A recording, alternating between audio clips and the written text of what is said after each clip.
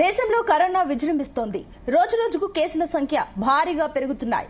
తాజాగా దేశంలో 2710 కోవిడ్ కేసులు నమోదైనట్లు ఆరోగ్య శాఖ అధికారులు తెలిపారు. గత వారం రోజులుగా కేరళ, మహారాష్ట్ర, ఢిల్లీ, గుజరాత్, తమిళనాడు, కర్ణాటక వంటి పలు రాష్ట్రాల్లో కొత్త కేసులు నమోదవుతున్నట్లు పేర్కొన్నారు. కేరళలో అత్యధిక కేసులు వస్తున్నట్టు తెలిపారు. మహారాష్ట్ర, ఢిల్లీ తర్వాత స్థానంలో ఉన్నాయి. 4 రోజుల్లోనే కేసులు వేగంగా పెరిగినట్లు గణాంకాలు సూచిస్తున్నాయి.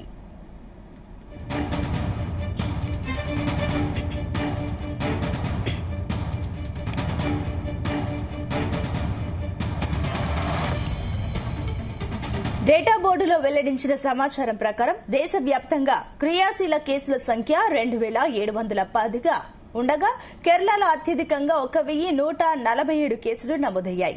మహారాష్ట్రలో 424, ఢిల్లీలో 294, గుజరాత్లో 223, తమిళనాడులో 148, కర్ణాటకలో 148, పశ్చిమ బెంగాల్లో 116, రాజస్థాన్లో 51 కేసులు, ఉత్తరప్రదేశ్లో 42 కేసులు, పుదుచ్చేరిలో 25 కేసులు, హర్యానాలో 20, ఆంధ్రప్రదేశ్లో 16, మధ్యప్రదేశ్లో 10, గోవాలో 7, ఒడిశా, పంజాబ్, జమ్మూ కాశ్మీర్లలో ఒక్కొక్క రాష్ట్రంలో 4 చొప్పున కేసులు నమోదయ్యాయి.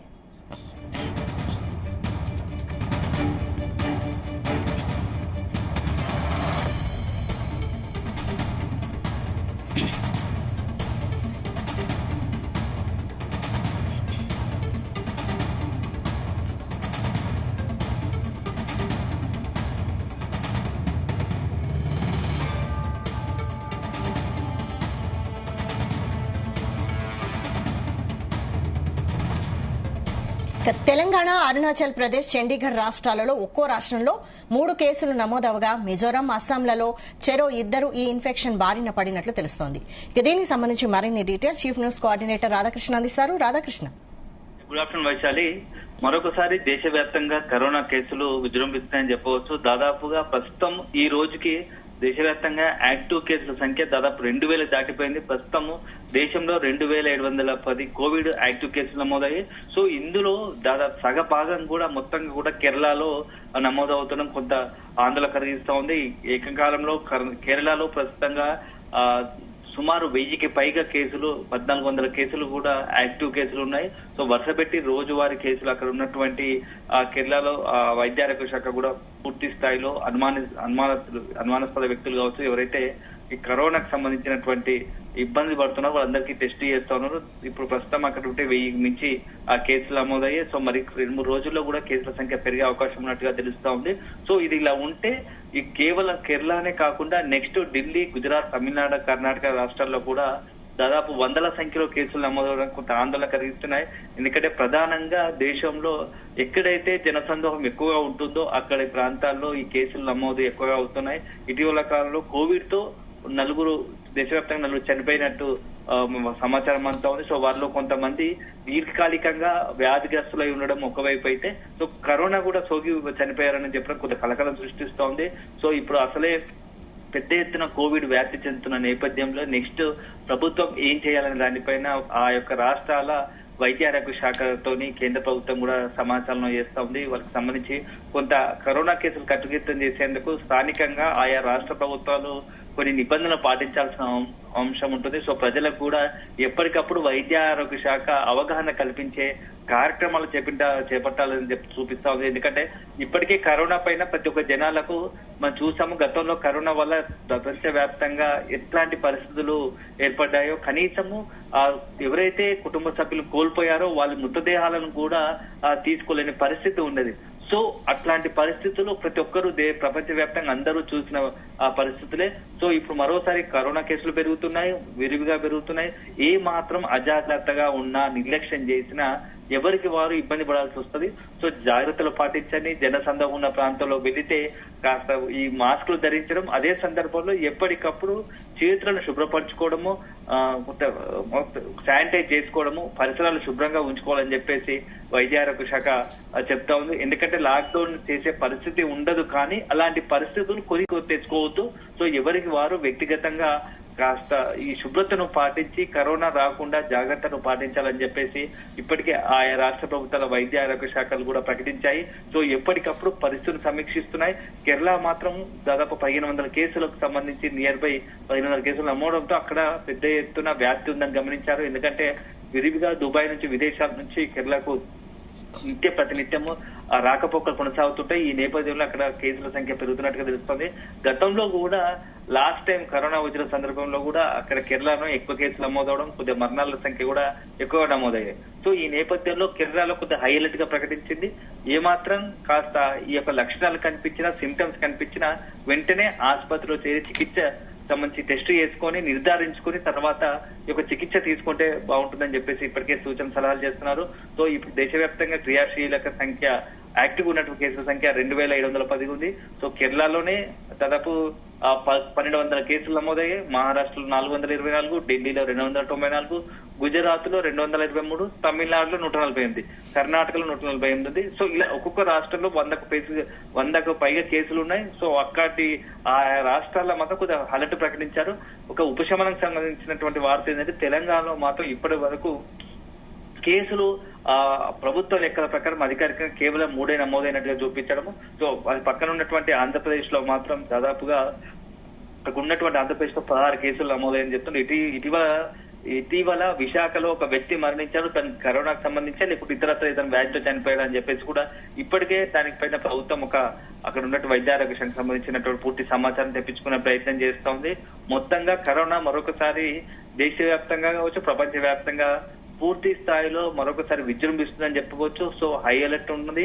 ఇక్కడ నుంచి మరొకసారి మనం చేసే చర్యలు ఏదైతే మనం నిర్లక్ష్యం చేస్తే మరొక లాక్డౌన్ కు అవకాశం ఉంటది. సో ఆ లాక్డౌన్ వల్ల ఇట్లాంటి భయంకర పరిస్థితులు ఉంటే అందరికీ అనుభవమే కాబట్టి అలాంటి పరిస్థితులు కొని తెచ్చుకోవద్దు అని చెప్పేసి ఆ యొక్క వైద్య శాఖ బృందాలు కావచ్చు, మొత్తంగా కూడా కేంద్రం కావచ్చు, ఆయా రాష్ట్ర ప్రభుత్వాలు హెచ్చరిస్తున్నాయి. సో అటు ప్రభుత్వాలు ఇచ్చిన సూచనల సలహాల మేరకు ప్రతి ఒక్కరూ మెదలాలని చెప్పేసి, నిబంధనలు పాటించాలని చెప్పేసి కూడా ప్రభుత్వాలు కోరుకుంటున్నాయి. అయితే రాధాకృష్ణ, ఇప్పుడు కరోనా సోకిన వారందరూ వ్యాక్సిన్ తీసుకున్న వాళ్ళైనా, అంటే వ్యాక్సిన్ తీసుకున్న వాళ్ళకి కూడా కరోనా సోకుతుందా, లేకపోతే ఇది కొత్త వేరియంటా ఏంటి? వైశాలి, ప్రస్తుతము ఈ ఎక్కువ అంటే స్ప్రెడ్ ఎక్కువ ఉన్నప్పటికీ వ్యాధి తీవ్రత మాత్రం గతంలో ఉన్నటువంటి కరోనా లాగా తీవ్ర స్థాయిలో లేదని చెప్పొచ్చు. ఎక్కడో కొద్ది మందికి మాత్రమే పూర్తి స్థాయిలో అంటే దీర్ఘకాలిక వ్యాధులు ఉండొచ్చు, లేకుంటే ఇతరత్ర సీరియస్ గా ఉన్నటువంటి వ్యాధులు ఉన్నటువంటి కిడ్నీకి సంబంధించిన లివర్ అట్లాంటి దీర్ఘకాలికంగా ఉన్న వ్యాధుల వారు ఎవరు ఉంటే వాళ్ళకి మాత్రం ఈ కరోనా ఎఫెక్ట్ చూపిస్తోంది. సో సాధారణంగా నిత్యం వేలాది మందికి దాదాపుగా 100ల సంఖ్యలో కేసులు నమోదవుతున్నప్పుడు వాళ్ళందరి ఆరోగ్యం మాత్రం అందరికి మరి ఇబ్బంది లేకుండా కేవలం కాస్త జ్వరము, తలనొప్పి లాంటి చిన్న చిన్న ఇబ్బందులతోనే అవస్థలు పడుతున్నారు. వీళ్ళందరూ గతంలో కూడా దీంట్లో మెజార్టీ భాగము వ్యాక్సిన్ తీసుకున్న వాళ్ళే. సో ఒక రకంగా వ్యాక్సిన్ వీళ్ళని ప్రొటెక్ట్ చేస్తుందని చెప్పొచ్చు. అదే సందర్భంలో కొంత ఇంకా మరికొందరికి ఎవరైనా వచ్చినా కూడా అది ఇటీవల కాలంలో ఆ కరోనా వల్ల అంత పెద్ద తీవ్రత లేకుండా అంత వ్యాధికి సంబంధించినటువంటి నష్టం కలిగించకుండా జలుబు, జ్వరము లాంటివి ప్రాథమికంగా ఉన్నటువంటి లక్షణాలు ఉంటున్నాయి. సో వాటితో ఇబ్బంది పడుతుంది. సో ఒంటి నొప్పులు, జలుబు, జ్వరం లాంటివి వస్తున్నాయి. సో మరీ అంత ఆందోళన, టెన్షన్ పడాల్సిన అవసరం లేదు. కానీ అదే సమయంలో జాగ్రత్తలు ప్రతి ఒక్కరూ పాటించాల్సిన అవసరం ఉంది. ఎందుకంటే కొంత మనం చేసినా, నిర్లక్ష్యం చేసినా కరోనా ఎప్పుడు ఎలా విజృంభించే తెలియదు. గతంలో మనం చూసుకున్న అనుభవాల నేపథ్యంలో వేరియంట్ మారితే ఏదైనా ఇబ్బందికర పరిస్థితి రావచ్చు. సో గతంలో 2 సార్లు మనం లాక్డౌన్ చూసిన పరిస్థితులు ఉన్నాయి. స్వీయ నియంత్రణ, స్వీయ జాగ్రత్తలు పాటించి కరోనాను తరిమేస్తూ పాటించాలని చెప్పేసి ఇప్పటికీ కేంద్ర రాష్ట్ర ప్రభుత్వాలు చెప్తున్నాయి. సో మరొకసారి లాక్డౌన్ ప్రకటిస్తే మాత్రం అది ఒక రకంగా ఆర్థిక వ్యవస్థకు దెబ్బతింటుంది. అదే సందర్భంలో మరిన్ని కష్టాలు వచ్చే అవకాశం ఉంటుంది. కాబట్టి అట్లాంటి పరిస్థితి తెచ్చుకోకుండా ముందు జాగ్రత్త పాటించాలని చెప్పేసి ఆ కేంద్ర రాష్ట్ర ప్రభుత్వాలు చెప్తా ఉన్నాయి. వైశాలి, అంటే దాదాపుగా అన్ని రాష్ట్రాల్లో కరోనా సోకిన వారు ఉన్నారు కాబట్టి అంటే గ్రామాల్లో ప్రజల పరిస్థితి ఏంటి, అంటే వారు భయపడకుండా ఉండడానికి వైద్య ఆరోగ్య శాఖ ఎలాంటి చర్యలు చేపడుతోంది, వాళ్ళకి ఎలా అవగాహన కల్పిస్తోంది? వైశాలి ఇప్పటికే ప్రతి ఒక్కరికి కూడా దాదాపుగా కరోనాకు సంబంధించి ప్రతి లక్షణాలు కావచ్చు ఆ రకంగా ఇలాంటి పరిస్థితులు ఉంటాయో అందరికీ అనుభవమే. సో కొంత ఏదైనా జలుబు జ్వరం వచ్చిన వాళ్ళు కొంత ఎక్కువ ఇబ్బంది పడుతున్న వాళ్ళు వెంటనే ఆ ప్రాథమికంగా ఉన్నటువంటి ఆసుపత్రులను సందర్శించి వాళ్ళు చికిత్స తీసుకుంటున్నారు. అదే సందర్భంలో ఇంకేదైనా ఇబ్బందికర పరిస్థితి వస్తే కరోనా టెస్ట్ చేస్తున్నారు.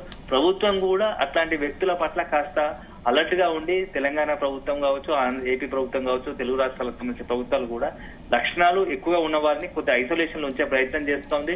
సో ఇప్పటికే మనం విశాఖ కావచ్చు, ఇక్కడ హైదరాబాద్ గాంధీ హాస్పిటల్ లాంటి వాటిలో ప్రత్యేకంగా ఐసోలేషన్ వార్డులు కావచ్చు, ప్రత్యేకంగా చికిత్స వాటి సెంటర్లు కూడా ఏర్పాటు చేశారు. సో టెన్షన్ పడకుండా, ఆందోళన పడకుండా గత అనుభవాలను దృష్టిలో పెట్టుకుని జాగ్రత్తలు పాటిస్తే సరిపోతుందని చెప్పేసి వైద్యారోగ్య శాఖ సిబ్బంది చెప్తున్నారు. వైశాఖ అంటే ప్రభుత్వం ఏమన్నా ఆంక్షలు విధించే అవకాశం ఉందా ప్రస్తుత పరిస్థితుల్లో? వైశాఖ ఇప్పుడున్న పరిస్థితుల్లో ఆంక్షలు అనేవి ఉండలేవు, కానీ పరిస్థితులు ఎప్పటికప్పుడు ఈ కరోనా ఒక వ్యాప్తిని అనుగుణంగా ఎప్పటికప్పుడు పరిస్థితులను సమీక్షించు అప్పటికప్పుడు ప్రభుత్వాలు నిర్ణయాలు తీసుకునే అవకాశం ఉంది. ఇప్పుడున్న పరిస్థితుల్లో లాక్డౌన్ లాంటివి కానీ లేకుంటే ఇంకేదైనా ఇతరత్ర సీరియస్ నిర్ణయాలు ఉండకపోవచ్చని ఇటు ప్రభుత్వ వర్గాల నుంచి కావచ్చు, అదే సందర్భంలో వైద్యారోగ్య శాఖ నుంచి మనకు సమాచారం అందుతా ఉంది. వైశాఖ రైట్, థ్యాంక్ యూ రాధాకృష్ణ.